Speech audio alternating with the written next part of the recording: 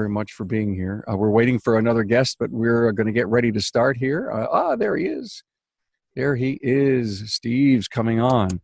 Hey, and in the meantime, I want to thank Jasper Engines and Transmissions for their sponsorship of the show. In addition to the strict quality remanufacturing steps they take at Jasper, they can actually improve a drivetrain's components' original design so that it runs longer and even better than it was new. And that's one of their total claim to fame is the re-engineering stuff. Check out their featured engine and transmission pages at jasperengines.com. And welcome Repair Pal to the show. You know, did you know that 2,300 shops get an average of 8 to 12 new customer calls from Repair Pal every month? There are no long-term contracts, and referrals from partners like CarMax and USAA add even more value. And I was talking to them this week, and they're adding more and more partners to their program. Learn more at repairpal.com/shops. Okay, who's with us? Oh, what an esteemed panel that I have. And it was my pleasure to put this team together. Frank Loitz from Desert Car Care, Chandler, Arizona. Frank is a weekly radio call-in show called Wrench Nation. Wow, what an incredible program from whence you started, Frank, working at the station there. And you're on 2 stations, I think, now, right? We've got 2 stations, and we're humble about it, but we're like top 5 for Car Talk podcasting, which is cool. It's fabulous. So absolutely. Thank you all for it. Yeah. Frank also does a video feature called Inside the Garage on, I think it's Facebook Live, where he discusses vehicle failures and cures. And he's also on TV all the time. John Gustafson, President and CEO of Gustafson Brothers and Auto Service and Collision Repair in Huntington Beach, California. And he's here because of the student boot camps that he's going to talk about. Also, Patrick McHugh is here from Bimmer Rescue, Richmond, Virginia. He's always tinkering with stuff, which I think is why he decided to create a student STEM class in his shop, because he figured if I can tinker, then they can learn to tinker and love and appreciate how science, technology, engineering, and math works for the auto, and he's going to talk about that. Thanks for being here, Patrick. And Steve Ford is here. The Car Guy is a California-based lifetime car enthusiast and 35-year auto industry veteran. He's an award-winning broadcast journalist and educator. Today, he's certified ASE automotive tech and trainer. And in his volunteer work, Steve contributes to skilled trades and youth career outreach programs. And Steve's here to talk about all of that. So, listen, I just got a great messenger today from Kevin Eckler, who decided to reach out to the local community high school. And they opened him up and embraced him in open arms and said, you know what, we've got to have you become part of our program. So since you don't have teacher certifications, we're going to make you a guest speaker often. And we just can't wait to work with people in the industry. He says, how come it's taken this long? So those kinds of programs and those initiatives and what we're going to talk about today, I have to tell you, we've talked about on this show, you know where it starts? It starts at the dinner table, and it starts in middle school. And you're all here to prove that and hopefully excite and energize the industry to get off their best intentions and do something about it. Frank, you talk about meeting kids in the sandbox that they play in, and I love that concept and philosophy. Yeah, no doubt. I mean, I think there's 2 things happening that we could be. There's 2 fences that I see this. Right now with the shortage that kind of goes hand in hand with going from now hiring to now mentoring. Forget now hiring, it's all about now mentoring. So in order for us to get in to these kids, we can't expect them to come to us. So in all fairness, we all have our car clinics and we do things in the garage. But we really need to get out to where they're at, the YMCAs, any Boy Scout, Girl Scout events. And so the reason why I say this is, in my opinion, in sort of doing this for inside of 10 years, kids are comfortable in that environment. They're uncomfortable and excited to a certain point in our environment, but to get out to where they're at, to where they're super comfortable, they're going to be, then we can transition them into our house. And so I've seen success doing that here at the garage and sort of mentoring a lot of these kids that come through. We'll start in their backyard with MCA. ICANN is another group here in East Valley where we're at. And then we action plan follow-up inside of our garage. But thank you very much for helping us understand that the sandbox and where we need to play. Now, John, you hold a summer camp. I think it's a fascinating experience for youth. And can you tell us how many times a year, what it's about? Where'd you come up with the curriculum and the idea for it? So in Huntington Beach, the auto shop programs have all but closed. There's just one, I think, in the district. And the young people we know we have to reach to be able to get them at least interested in the auto profession so they begin to want to learn and grow into our industry over the time, over years. So we created what's called boot camp, youth boot camp for auto. And we have them during the school breaks, such as spring break, summer break, and winter break. So 3 times a year for 5 days at a time. It's a paid program that the students we solicit the students on our Facebook page and our newsletters and at the front counter at the Gustafson Brothers facility. And the parents sign their children up. If they happen to be less affluent children that want to come in, and we take them 13 through 18 in this program, and we call it, once they're, to encourage them, we call it Intro to Auto. And in these 5-day sessions, they go from 8 to noon, and we encourage them to be on time. We have them put their cell phones on the table, and we ask them to use them. We have them do calculations. We have them look up what is the meaning of VIN so they can learn certain things about the industry, and that way they're fidgeting with their phone at the same time they're learning something.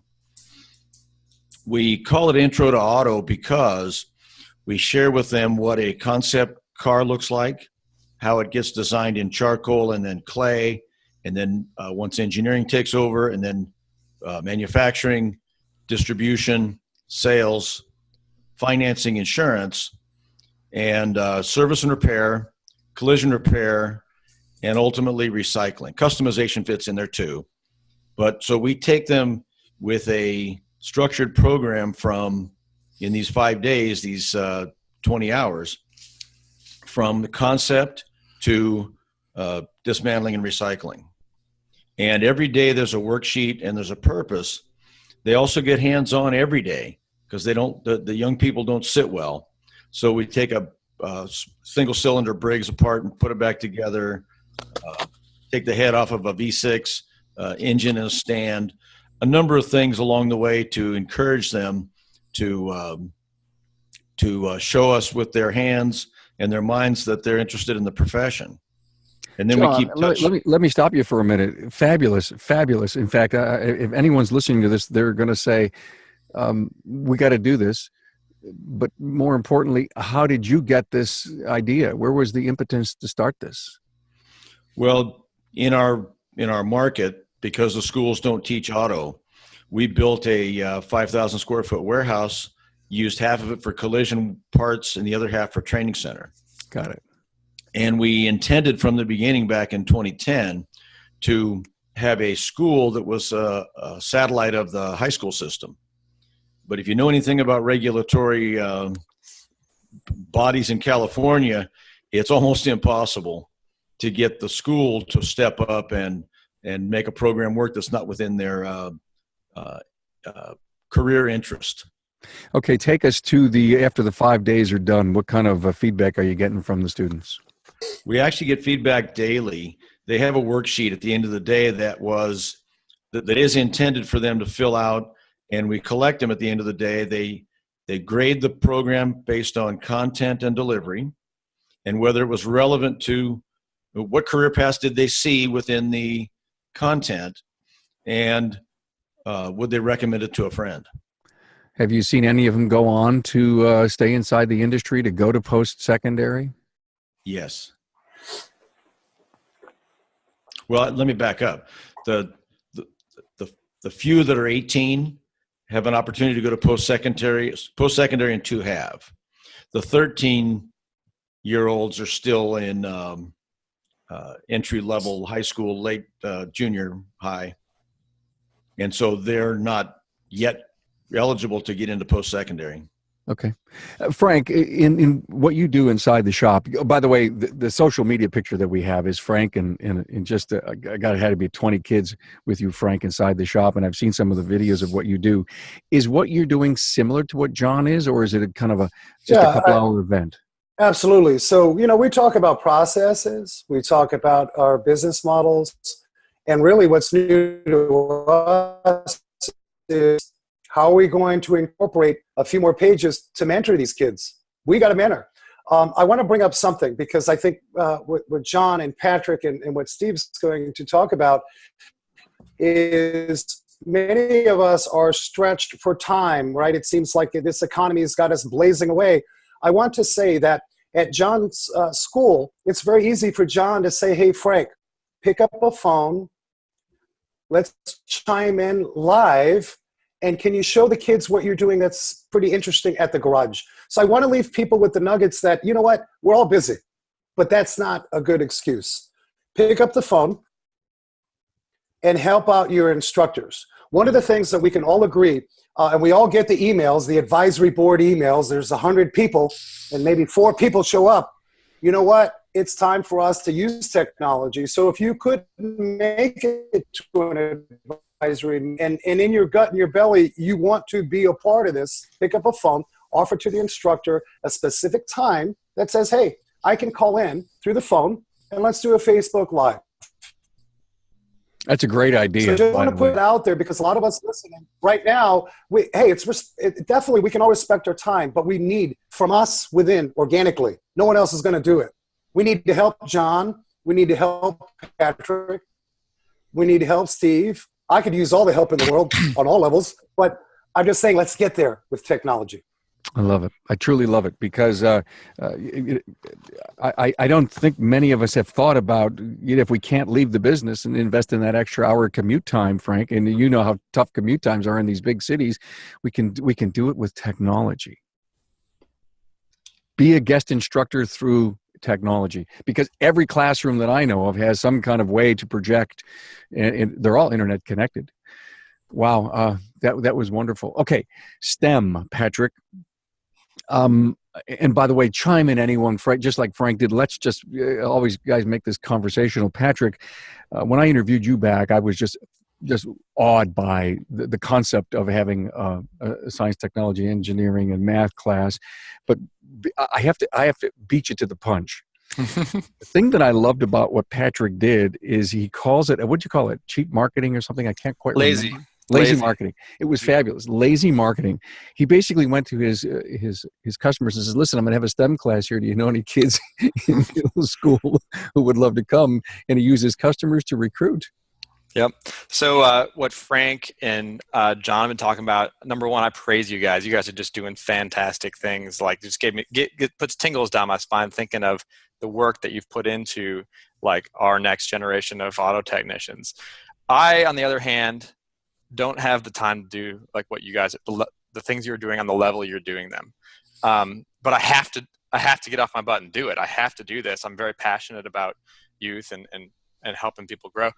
Because a lot of people did that for me when I was 14. You know, there were heroes in my life that took me under the hood of the car and got me interested and set me down a path. So I have to do that for other people. It's just something I have to do. But I'm 33 years old. I've got 2 kids, a 3-year-old and a 1-year-old, and I have literally about 0 time to devote to this. So I have to take a lazy approach. And I hope this will resonate with a lot of the other shop owners that are in the same boat as me, that are just trying to grow their businesses, trying to be successful, trying to be profitable, and don't have a lot of extra time for this stuff. I have to take a lazy approach. So what I do is I find an advocate, somebody who I know is connected with kids of this age. And I say, hey, you want to do a STEM class? Bring me the kids. Do the hardest part of the job for me, which is find the kids and bring them to me. I'll do the rest. You know, to me, the class is easy. Once you get them in, it's a basic curriculum and, you know, that we've designed, and it's very easy. It's getting the kids to show up and getting the sign-up sheet straight. So I've basically found ways to get other people to do that work for me. You know, I find people in my community that will bring kids to me. And last weekend we had a class, STEM class. We did 2 sessions, one in the morning, one in the afternoon. Boys in the morning, girls in the afternoon. I taught 21 kids how to change a tire, how to jumpstart a car. We talk about energy. Chemical energy is in the gasoline, and mechanical energy is what we need. How do we turn chemical into mechanical? And what are the byproducts through friction? We have heat energy. We have to get that heat out. We get really into the science of it. It is just so much fun. And, as you all know, some of the kids latch on and just go dive in, and they're asking these really cool questions. And some of the kids, at worst, will leave knowing how to change a tire or knowing how to jumpstart a car. So I think I want all the listeners out there to know that you do not have to create a giant school. You don't have to deal with political school systems and stuff, but you do have to do something. And there are very easy ways to do it that require about 3 hours of time on a Saturday, and that's about it. That's all the time I have. And I'm still, there's probably hundreds of kids out there that know how to jumpstart a car because of me and because of, the stuff that I'm doing. And I hope maybe one of them will come to our industry. 1 or 2 of them maybe will come to me and work for me in my shop. How cool would that be? So Patrick, is part of your dialogue trying to explain or show a career path? Absolutely. So we devote the last about 20 minutes of the session to going on Indeed.com and Google and looking up careers in Richmond and what do they pay and what, and then we lay out what you would do to take that path. There is a community college in Richmond that has night classes you can take even in high school.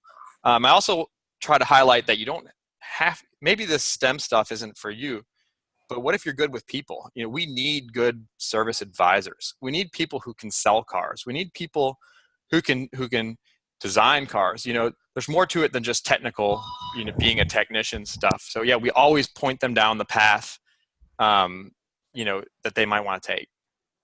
Thank you for that. Hey, Steve, I want to get you in here.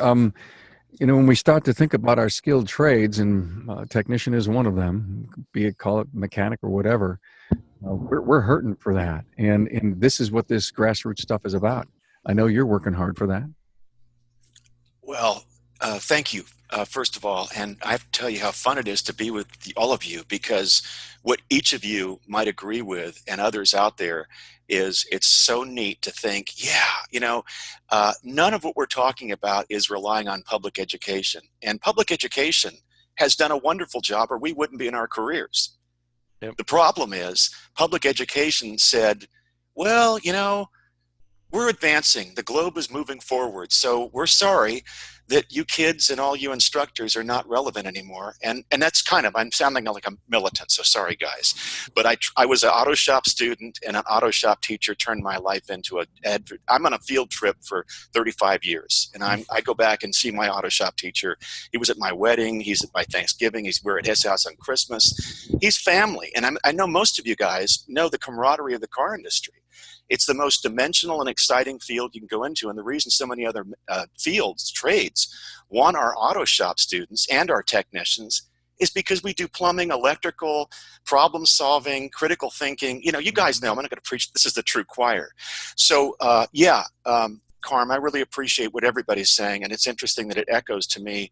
I have 2 teenagers now, so I'm about to get one off to college, so I'm about to get more free time. But the idea of that lazy marketing is fantastic, because that's collaborative. That's collaborative work that makes, we all have our excuses not to do things. There's a great quote I heard: everybody has the power to do nothing. So each of you guys are not accepting that quote. You're saying everybody has the power to do something. You have little kids that are 3 years old. Then you come up with a way to break through. So, Carm, with respect to your time and others speaking, I'll pull back. I could just listen and not talk. I'm doing things that are similar.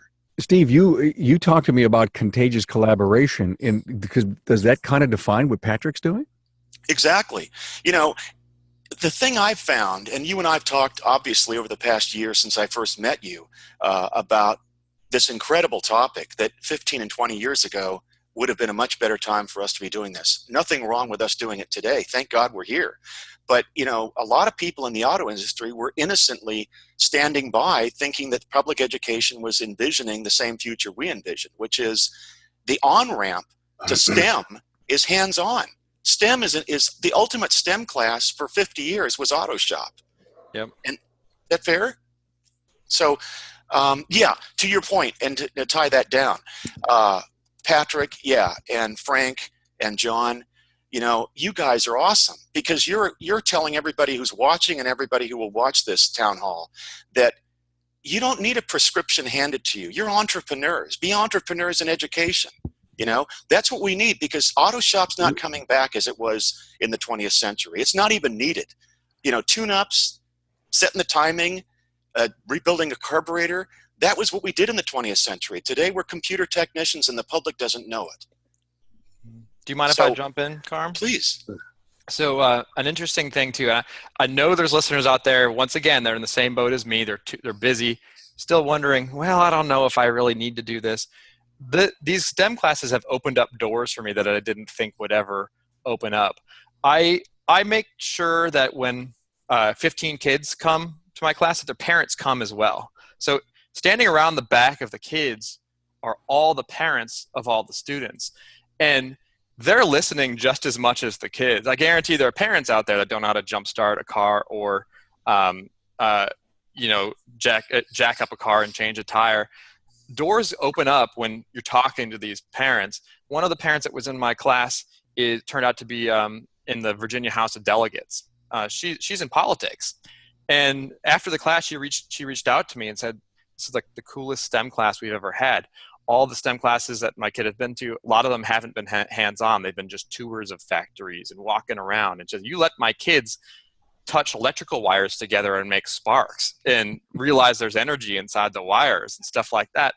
And I told her, listen, if you ever need my voice, you know how passionate I am, just let me know. You know, like, and another one of them is a commercial real estate agent. Guess what I'm looking to buy right now? I'm trying to buy a building, my first building for a shop. So now she's out there looking for buildings for me. You know, like doors open up, and what better referral to get than from a parent who came to your STEM class? You know, this stuff just totally spreads good, and it's nothing bad comes from it. Hey, great, everyone. I want to talk about engagement in just a moment. But I want to remind everyone the important value that our sponsors here of the show. Frank, you know what that's like, right? Mm-hmm. Absolutely, he does. Hey, how many times has a customer said that a new vehicle smells and really looks nice?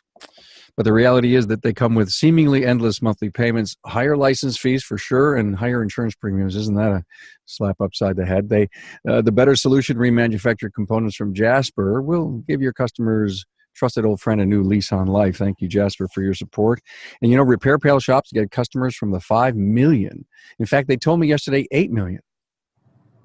Monthly visitors to repairpal.com, referrals from partners like CarMax and USAA, and more coming. Also, tows from some of the largest roadside assistance companies help out too. Visit repairpal.com/shops. Okay, great foundation. You're talking about what you're doing. Let's talk about the engagement. Frank, I know that, you know, on day one when you said, hey, I'm going to go out and involve youth because I love youth, you hang out with youth all the time. Give us some advice, everyone, on how we can get this to really happen. So one thing I think we all need to consider, and I want to follow a very good point that John brought up earlier. John, when he has these kids in his class, are going right to the cell phone. What I want folks to start thinking about is we, for years, had a tendency, we took these kids, if they were entry level, and we got them involved with fluids. We got them involved on the food line. I think what we need to do is turn that completely around, get them involved with checking data stream with the lead technicians, get them involved in identifying that these cars have controlled area networks. I think that is where their head is at. That is where their brain is at. You know, I mentioned that we are in a me economy. We cannot force the widget of a triangle anymore into the circle by way of, well, we're going to put this kid and he's going to pour the oil in and he's going to do that and this and bull tire. We have to get sexy by way of where their head is. When I say sexy mechanical, And I'm careful how I say that, guys, but I'm telling you that these kids, they want to see technology. And if we don't initially give them the opportunity for that, they will get bored, move on, and we will lose them to other industries that are doing that very thing. Patrick mentions the stem cell program, the STEM programs, and getting much from that by way of not even thinking about all these opportunities. And I always said, you put card people together, put us in government, we'll take care of it all. And so kudos to you, for Patrick, for getting some great networking and all that kind of stuff. But we have to get these kids into technology first. Mm-hmm. All the other stuff is byproduct. So just remember that when you mentor a student or you have a younger C-level individual, we can't forget that. That's where we're at. During our STEM classes, one of the first things we do, we don't really get into fluids and basic stuff that much. We get the Autologic scanner out, we plug it into a BMW, and I show the kids how to activate the headlights. And on the test car that we used last time, it had those headlights that turn left and right and up and down. And we manipulated the headlights and made them move around. And then we made the taillights turn on. And I was trying to get them to correlate the fact that when you're pushing that button, you're placing a request to a computer, which decides if it's safe to turn the headlights or close the windows. And then the computer relays, a message to the motor. And their eyes lit up. I didn't really see that coming, but they made the car do something. They manipulated the car. They're used to doing that stuff. So we love that. I love that. That's great. The margin that we're all talking about is that one step beyond our beaten path. And unknown to us in past years, kids, imagine 20 graduating classes of high school students not knowing the difference between a Phillips and a slotted or a blade screwdriver. I went with Picture Cars, who did the Fast and Furious. I was next to them in a middle school a few weeks back. And we got talking. I'm a car guy, and I'm there volunteering. I got called because I'm a graduate of Granada Hills High School, and I speak to my high school as a guest speaker. By the way, whenever I'm out doing appointments as journalist or whatever the things I'm doing, I'll call schools and spend 20 minutes at a school nearby. So just a side note, I'll speak to 4 to 6 schools a month typically. And I'm a dad, and I've got work at the same time. So I respect, it's not like I'm heroic, but each of us is a hero if we speak to one school, to those students, because nobody else is going in unless it's the local Napa or CarQuest or O'Reilly, or I don't know what people might be, or salespeople and marketing, regional people from the aftermarket CARM. But what I want to note is that when we reach over that margin in anything we're doing, I would submit 3 things I've done, CARM, that I've talked to you about, and I'd share with the other gentlemen and folks that might be viewing this. I wasn't sure when I went out in past years where the opportunities would come up. But yesterday I spoke to a Rotary Club with Van Nuys High School as my guest, with Skills USA students there, and I introduced them. I would be happy to carry on speaking about this topic, but I wanted to be the person who would introduce some great students. And 4 Skills USA students came with us, the instructor, Mr. Joe Agruso from Van Nuys High School, and they wowed that Rotary Club. And that Rotary Club has engaged those students talking for 15 minutes after our program about volunteering, coming to their schools. These aren't automotive people. But then the students, one of them wants to be a neurosurgeon, one wants to be an engineer, one wants to be a physicist or something along those lines. Now, I know why Mr. Agruso brought those students, because these are auto shop students. They came in to work with their hands, and they do know the difference between a Phillips and a blade or slotted screwdriver. But when I was at that school, that middle school, I ended up drawing 2 circles for every kid that walked by our station. And you can get carried away on the psychology of what these represent or something, it's a squiggle or whatever, what does it mean? What I asked them was, if I asked you to go get a screwdriver, what are you going to get? They said, "I'll go get a screwdriver." I said, "If I say a Phillips, what are you going to get?" They said, "It's a screwdriver, right?" I said, "Yeah, but you need to know what kind of screwdriver do I want." And they typically have this look on their face of, "What?" And I draw the circles, and I draw an X, and I'd say, "Have you ever seen a screw that looks like that?" "Oh yeah, at restaurants, inside cars, on the walls." That's a Phillips screwdriver. So if I send you off to get a screwdriver, you don't get the right tool. And they giggle and talk, and these are middle school students. And they walk off, and I say, go home and ask your parents if they know what a Phillips screwdriver is. Yeah. That's the margin, right? You know what I mean? So we're engaging in a conversation. So Patrick, you're a role model for all of us because, you know, for me, I hope I can inspire others, any men and women watching in our field, okay? If you can see any kids and ask them if they know the difference between a blade and a Phillips and a slotted screwdriver, you know, one, and I'm going to close on this, one is an X and one is a line. That's my training module for my 2 minutes of instruction to any student.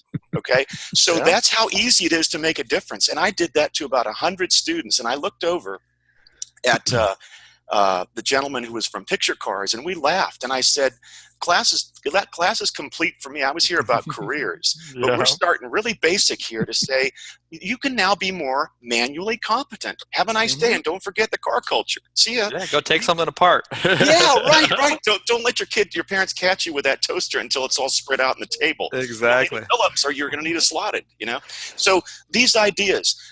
So I joined the Murphy Auto Museum nearby. They have 100 cars from 100 years of cars. We had no program. Now we engage the Girl Scouts. When they call us, we have curriculum. We have tools set aside.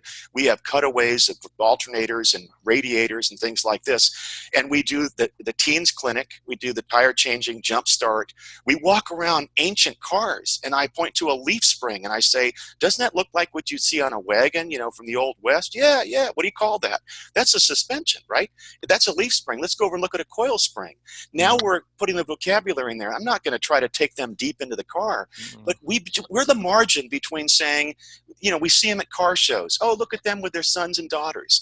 And that's why I said in Carmen, in your show notes, at every Cars and Coffee, the hoods are up and a bunch of old guys and gals walking around saying, is it a Holly? Is that an Edelbrock? It's pretty cool. Well, to me, it's like the kids don't even know what we're talking about. As soon as we look down to them and we say, can you find the engine? Oh, that's easy. It's right there. Can you find the radiator? Yeah. And then they're like, what's a radiator? You're talking about doing things on purpose and not just letting all this assumed knowledge that we think we have is going to find itself into these next generations. That's true. And we're the ones. Nobody else is going to rescue our nation right now. We are the ones. I'm not talking about political speech. I'm talking about it's the way we've always been. I think Patrick alluded to this. I know I've talked to John on the phone before, and I can tell Frank's a fire spark where he is.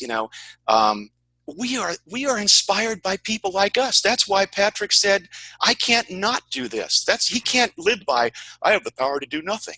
Who wants to brag about that? Thank you, Steve. Patrick, where do we duplicate this? How do we duplicate, where did it come from within? How could we share with the other 250,000 shop owners that are out there, whatever that number is, to get them to dig down? It's easy. You got to look back at where you came from and where you were when you discovered what an X or a minus sign was. And I know exactly where I was. I was in my basement, and neighbors were bringing me toasters and blenders and stuff, and I tinkered down there. I had a basement. I had screwdrivers. I had a mom who was okay with me doing that stuff. Then later on, I had other heroes. My dad bought an old car that we fixed up together, and then a neighbor had a lift in his garage and took me to the next level. We just got to be there for these kids along the way. Yep, but it's not happening today. I mean, are they going to take apart their Nintendo, and is that the same? Bicycles, right? You can listen. Remember in school, you guys, how many of you were unscrewing and opening up your pen, taking out the spring, modifying it maybe, seeing what it would do if you took the spring out, or, who doesn't know the inside of a Parker pen who works on cars? They don't look at, I'm not saying you have to disassemble the whole thing, but, I think it's really cool that my son is 14 and loves video games and technology, but he's out there. He was 12 when he was doing tie rods with me in our garage, complaining, come on, I want to go do my video game. I mean, but now when I go out with friends and they say, does your son know about cars? I say, this guy's changed tie rods, and he glows, Now the fact, sorry, Carm, he's a sports guy. No. Thank you for that. It got me to think, asking Frank, do you see the glow in the eyes of the kids that come in the shop? One of the benefits, we can do our Car Talk show anywhere. And I decided 3 years ago to do it at one of the premier technical high schools in the country. In fact, I was in-house with Mike Rowe in Kentucky a few years back. We did the Skills USA. This is the gig, and we understand this. People buy from people that are interested in what they're doing, that can talk about it. These kids, if they can talk about this programs that we're talking about to themselves and their peer group, they're not listening to us half the time. So when I can get these kids on the show talking about their success, peer-to-peer is what sells. You know, as far as they're concerned, you know, all these guys, they're talking about carburetors and whatnot. But if they're talking the language of their peer group, and so one of the parts and components of our show is brand reach to the economy. And the me economy, it hasn't changed much. We did it when we were kids. Hey, if we were messing with an erector set, bam, the kids next door were messing with an erector set because that was the cool thing to do, erector sets. Now if they're drift racing and they want to get into suspensions and things like that, perhaps my NHRA background may not mix with that. We have to remember, peer-to-peer, meet them where they're at, or else we're not working smarter. So I would like to add, because this will be continuum digital forever on the internet. If there's any instructor, shop owner, student that wants to come on our show, we dedicate the fourth quarter of our show to anything community and education. There's no hoopla. You call us, you're on the show, whatever we can do to promote. It's one of the reasons why I created this show and this platform. Give us isn't the that link. a perfect, pardon me, Carm, isn't that a perfect example of Frank saying, if I don't do this, why not? Why am I not doing this? I've got a radio show. I can make real estate available to lift up these students. And if every automotive radio show, if every auto repair shop, and I know that's dramatic, but you know, it's not out of the question, because the event that I went to yesterday, the Rotary Club, we spoke with this auto instructor. I had spoken to them 2 years ago. Through them, I ended up being directed to a juvenile delinquent center where I teach a class once every month on a Saturday to kids who have zero connection with society almost. They'd be in juvenile hall if they weren't at this intermediate campus, which is a kind of like a little neighborhood with its own school and church and so on. And they're unreached. And if they don't get reached, they're dropped off into society with no skills. So what I'm looking back on is the opportunity to step over that margin in every capacity that we're in. So that when I was at the Rotary Club meeting yesterday, the instructor told that audience, which was 30 people or 25 people, whatever the number was, otherwise unaware, all influentials, all opinion leaders, all entrepreneurs, and all in the community, as Frank and Patrick and John would know about our ripple effect in our own communities. And to my dismay, I thought there were 10 auto programs in the Los Angeles Unified School District. Now, understand, we're the second car capital of the nation. We have too many cars, but we're car people in Southern California. And John and I, and I mean, Frank, Patrick, you know, it really radiates across the nation. Vic Edelbrock was L.A., Ed Iskandarian's LA, all these people, and it emanated the hot rod culture from largely Southern California and a lot of stuff from the East Coast. But the reality is that you'd think in Los Angeles we would have more than 10 auto shops in our high schools, right? You know, we're like New York, second to New York in population. We had 100 auto programs in 1985, 100. Now we have 7 as of yesterday. And the instructor, I'll be talking to him after the show, in fact, to call and say, which 3? He said 3 of those 7 are now about to be closed. And I'm thinking, okay, you're the state of California, John. You mentioned it, you know, about the state of California. God bless California. It's a fun state. We're kind of whacked. I mean, I like being whacked here, too. It's like we got the ocean and Venice Beach and our own Coney Island, kind of Santa Monica Pier and this type of thing. And then the Silicon Valley, which is a wild place in itself of great ideas and innovation.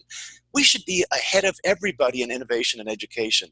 We led the nation. Remember California only for auto parts back in the 70s and 80s? The U.S. looked to California to lead the nation on advanced technology and emission control. And we had the lowest training support for our top-level technicians in the nation. And now we're going from 7 auto shop programs in Los Angeles to 4. So my observation is, that's how fast this thing's going the opposite direction. And here we are in a small enclave on panels on a TV, on a computer screen. The word has to get out. And with you saying that, it brings even more credence to the discussion that we're having here, and that we know how important our our technician shortage issue is, and I really think that the industry is accepting the fact that we've got to do an awful lot about it. John, I want to ask you, Patrick, Frank, is there anything you'd be willing to share with the audience as a download? Any kind of, you've done so much work, Patrick, on STEM. You created this thing. You've got your outline. John, you've got a 5-day boot camp. Okay, I want to do this. Why would anyone who wants to do this have to reinvent the wheel? Is there anything you guys would be willing to share to help people get this going? I've got that one.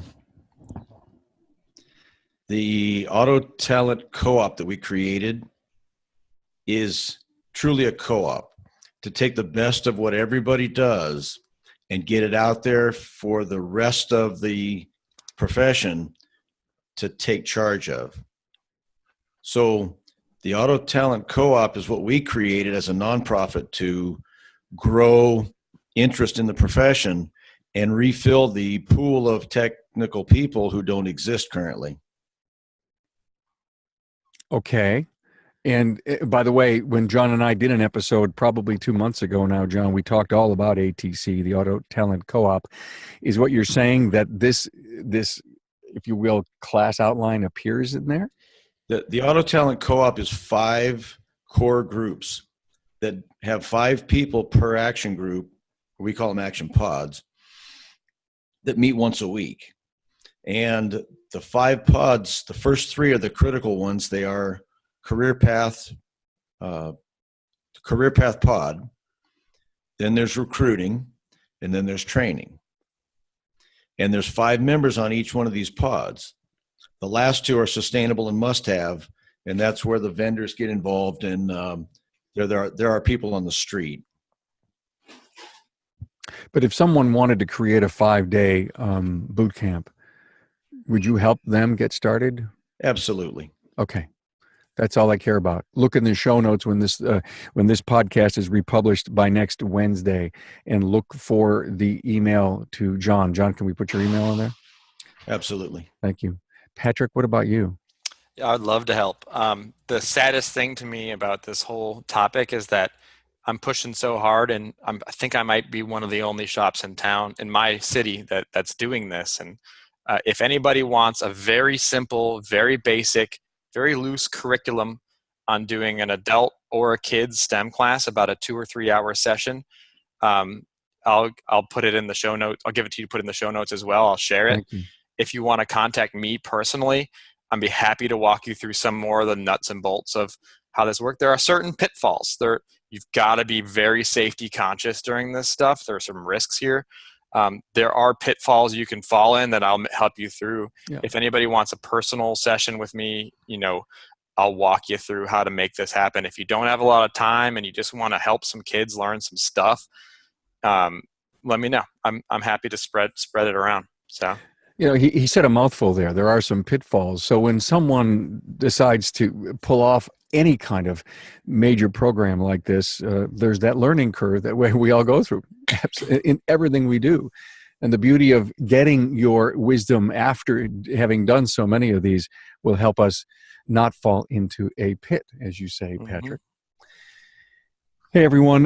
We're nearing the end of our hour. I'd love to have each and every one of you give me your final overview. And I want to thank one more time the sponsors, the supporters of the podcast, Performance and Reliability. Now, that's what Jasper's remanufactured diesel engines provide mile after mile. Jasper's running complete engines are dynamometer tested with horsepower and torque ratings recorded. There's a nationwide warranty included too. Talk about dependable service. Fleets are keeping their vehicles longer. Please look at Jasper's program, jasperengines.com. And Repair Pal is engaging with customers away from the shop. And it's important for retention. And that's what Repair Pal does for you. That's why Repair Pal provides consumer-facing articles to their network partners. Learn more at repairpal.com/shops. Thanks for Repair Pal for coming on. Listen, every single Town Hall Academy goes places that I never expected it to go. No doubt I had a really strong feeling based on the panel that is here that this thing was going to be a home run. And the only wish that I had, I guess, is after I always close out these shows and I reflect on some of the life-changing comments that came out of the show. I hope this will make a difference. And if we can get, I'd love to be able to set a KPI that I cannot measure, and that would be that 1,000 shop owners in the next 2 weeks will do something that you guys are doing, or that we recommend that they do to get more engaged in our youth, in our industry. So let's go around the room, and please, maybe it's a mano to mano plea to the rest of the industry to tell them, hey, get off your best intention and do this. John, let me start with you. I'm really focused on the generous amount of knowledge that we have to have in this profession. And I hope that people listening to this broadcast will look at the website for the nonprofit we have, the autotalentco-op.org, and sign up to participate. We can make a difference taking best practices and making them available to everybody. And I've made a copious amount of notes from everybody here on how I can improve the programs that we are already doing. And I'd love to beam in and be on one of Frank's, be on like a webcast at the same time with these students in the room at one of the summer camps, Intro to Auto. How cool is that? Frank, that was a home run, Frank. And I don't know why we haven't thought deep and hard enough about that, but it doesn't necessarily always mean that we need to be in front of education. We could be, Patrick, someday you could just get Frank to come on your STEM class and, put him up on the big screen and, let Frank do his passion for youth. And get him some new listeners too, because if people are going to be interested, then they're going to want to hear the things that are going on in every one of your worlds, and especially the way Frank is engaging youth down there. Frank, let me go to you next. Yeah, I'd say, what? Just get started. Don't get complicated. Keep it simple. Meet them where they're at. We all have our individual unique talents. There are kids out there, and we did not mention this, going back to John, Steve out of Ventura, the drag program, Drag Racing Against Gangs Graffiti. There are a lot of misguided youth out there, and those programs are hungry for garages. The police chief out of Ventura, California, who is now the City of Phoenix police chief, City of Phoenix has brought that program here. We're looking to bring that program in our backyard here in the East Valley. So think out of the box a bit, but do you. Be passionate about it. These kids need us. And we just happen to fix cars. Let's not forget that. So keep it simple. Absolutely. Get your phone. Help these instructors. They need help. And if you want to be on the show about any program, that's a vessel. So I'd leave it at that. Thank you, Frank. By the way, next Wednesday, I'm going to do a Carmcast from Erie Community College. I'm an advisory board there. We're having our open house career day there. And so I decided that I'm going to broadcast live, and hopefully with a student or two, and maybe even a person from the industry looking to recruit students. And I, I'm doing my part. Maybe I should be doing more, but I'm doing my part. Thank you so much. Patrick, I'll give you the last word. Steve, you're next. Thanks. I got a couple of bullet points.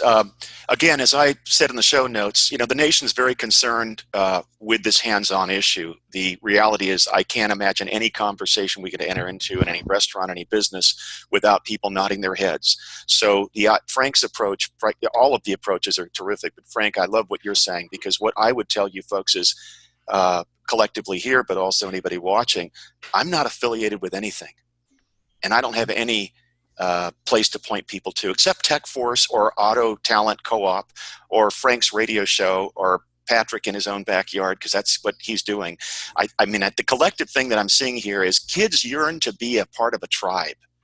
We have the highest suicide rate in history, the highest dropout rate in history. And we're on a conversation here inside of a little enclave. It should be, you see silos across the nation at farms. no farm without it doesn't have a silo.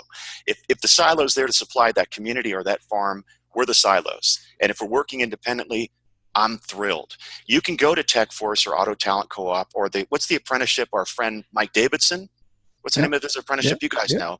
I mean, with all due respect, we need 10 tech forces. And we are those 10 tech forces. Tech force is a big rock dropped in the pond that we are. But we have to be at the other end of the pipe. They're the top of the pyramid. What Frank's talking about is like dropping out of a helicopter. You're a paratrooper. You know, you don't have the cavalry. What are you going to do? You're going to sit there and cry? Or are you going to get up and start figuring out how to make fire and build your tent?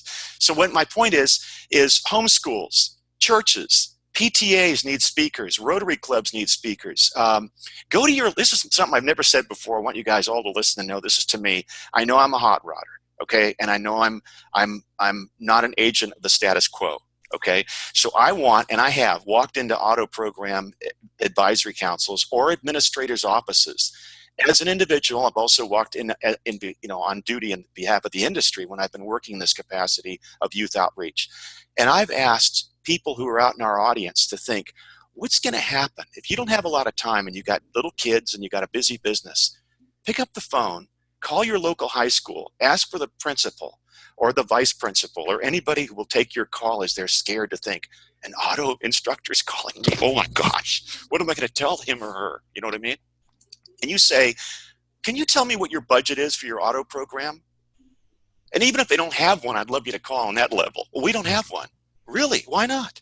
That's a phone call. Now, that's sort of the militant side. The polite side would be they have an auto program. What's your budget? Number one, they better know. Number two, if they know, they better be proud of that number because you're a stakeholder in that school. And if we did that all these years, I promise you, LA would not be moving down to 4 auto programs if shops were calling. They don't know to call. So I submit that. And in closing, I would remind you, you have a local auto museum in almost every city, and they don't have enough volunteers. Why aren't automotive technicians the awesome volunteers that we can be at an auto museum? What a great background to teach about cars in. That you got the environment, you got the space. If you go out to your local community, it's about you, Frank. Like you said, we're all ambassadors, and we can go do this. Thank you. Well said. Well said. And the museum piece is something I wrote down. That's going to be my biggest takeaway. And I think in every community we can do something with it. Patrick, thanks for being here. Thank you all for being here. By the way, before I let you all go, let me thank Frank.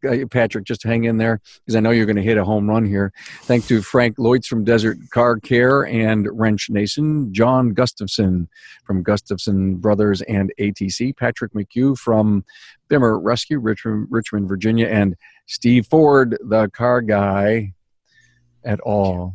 Patrick, last word. So I'm going to keep it short and sweet. I think it's our responsibility as adults and as leaders of our tribe or our car tribe or any tribe to give the youth exactly what we needed when we were their age. And that's what we need to do. That's why I focus on 14-year-old kids, because that's when I blossomed and developed as my skills. So just keep that in mind. If you're struggling with your why should I do this? Just keep that in mind. Give kids what you needed at that stage. Beyond my expectations, guys. Have a great weekend. Thank you all so much for contributing to the Town Hall Academy.